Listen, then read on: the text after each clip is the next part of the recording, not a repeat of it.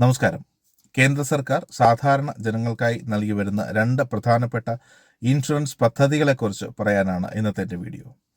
ഒരു വർഷത്തിൽ 436 രൂപ മുടക്കിക്കൊണ്ട് ലഭിക്കുന്ന 2 ലക്ഷം രൂപയുടെ കവറേജുള്ള ഒരു ടേം ഇൻഷുറൻസ് പദ്ധതി, അതോടൊപ്പം തന്നെ വെറും 20 രൂപ ഒരു വർഷത്തിൽ മുടക്കിക്കൊണ്ട് ലഭിക്കുന്ന ഒരു ആക്സിഡൻ്റൽ ഇൻഷുറൻസ് പോളിസി.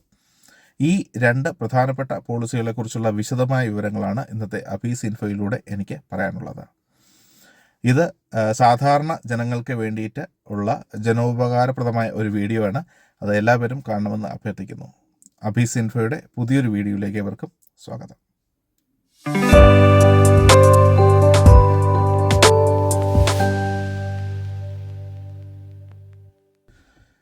വീഡിയോ തുടങ്ങുന്നതിന് മുമ്പായിട്ടൊരു കാര്യം പറഞ്ഞോട്ടെ. ഇന്നത്തെ എൻ്റെ ഈ വീഡിയോ ടേം ഇൻഷുറൻസിനെ ബേസ് ചെയ്തിട്ടാണ്. ടേം ഇൻഷുറൻസിനെ കുറിച്ച് പോസിറ്റീവും നെഗറ്റീവായിട്ട് ചിന്തിക്കുന്ന ഒരുപാട് ആൾക്കാർ നമുക്കിടയിലുണ്ട്.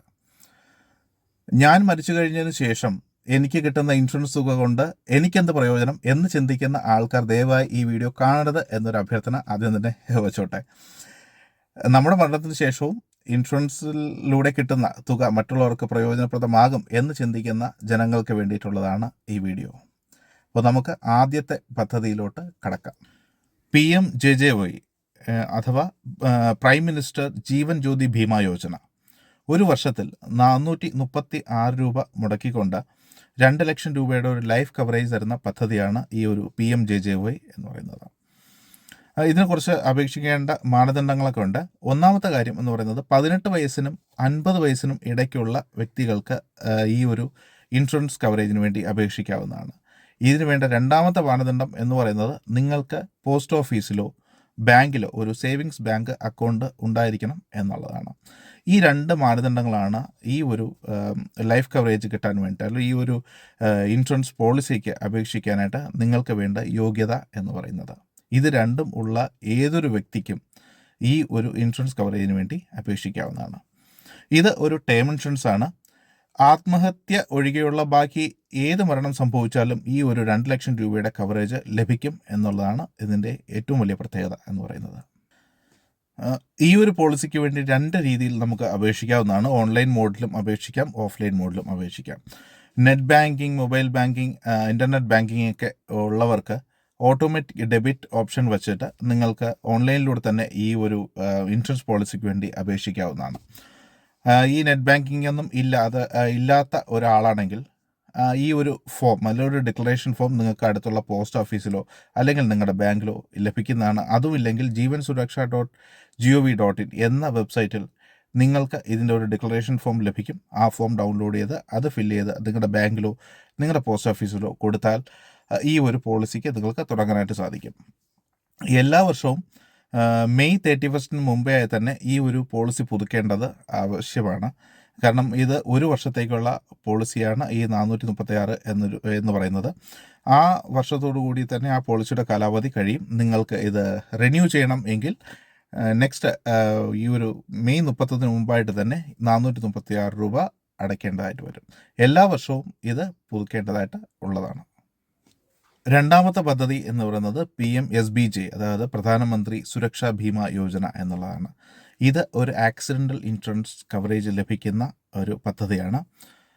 20 രൂപ, അതായത് വർഷത്തിൽ വെറും 20 രൂപ മുടക്കിക്കൊണ്ട് 2 ലക്ഷം രൂപയുടെ ആക്സിഡൻ്റൽ ഇൻഷുറൻസ് കവറേജാണ് ഇത് നൽകി വരുന്നത്. ഇതിൻ്റെ ഒരു പ്രത്യേകത എന്ന് പറയുന്നത് ആക്സിഡൻറ്റ് സംഭവിച്ച് നിങ്ങൾക്ക് മരണം സംഭവിക്കുകയാണെങ്കിൽ, അതായത് ഏതെങ്കിലും ആക്സിഡൻറ്റിലൂടെ നിങ്ങൾക്ക് മരണം സംഭവിച്ചാൽ മാത്രമേ ഈ ഒരു കവറേജ് നിങ്ങൾക്ക് ലഭിക്കുകയുള്ളൂ എന്നുള്ളതാണ്. മറ്റൊരു കാര്യം, ഇതിന് അപേക്ഷിക്കേണ്ട വയസ്സ് എന്ന് പറയുന്നത് 18 വയസ്സിനും 70 വയസ്സിനും ഇടയിലുള്ള എല്ലാ ആൾക്കാർക്കും ഈ ഒരു പദ്ധതിയിൽ ജോയിൻ ചെയ്യാൻ സാധിക്കും എന്നുള്ളത് തന്നെയാണ്. ഇതും നേരത്തെ പറഞ്ഞ പോലെ തന്നെ ഓൺലൈൻ മോഡിലും ഓഫ്ലൈൻ മോഡിലും നമുക്ക് അപേക്ഷിക്കാവുന്നതാണ്. ഈ രണ്ട് പദ്ധതികളെക്കുറിച്ചുള്ള വിശദമായ വിവരങ്ങൾ കേന്ദ്ര ഗവൺമെൻറ്റിൻ്റെ വെബ്സൈറ്റായ jensureksha.gov.in എന്ന വെബ്സൈറ്റിൽ ലഭ്യമാണ്. അതല്ല എങ്കിൽ നിങ്ങൾക്ക് അടുത്തുള്ള പോസ്റ്റ് ഓഫീസിലോ നിങ്ങളുടെ തന്നെ ബാങ്കിലോ പോയാൽ ഈ ഒരു പദ്ധതികളെക്കുറിച്ചുള്ള വിശദമായ വിവരങ്ങൾ ലഭിക്കും. അവിടുന്ന് തന്നെ നിങ്ങൾക്ക് ഡിക്ലറേഷൻ ഫോം ഫിൽ ചെയ്ത് കൊടുക്കുകയും ചെയ്യാവുന്നതാണ്. ഇത്തരത്തിൽ ഒരു വീഡിയോ നിർമ്മിക്കാനായിട്ട് എന്നെ പ്രേരിപ്പിച്ച 2-3 ഘടകങ്ങളുണ്ട്.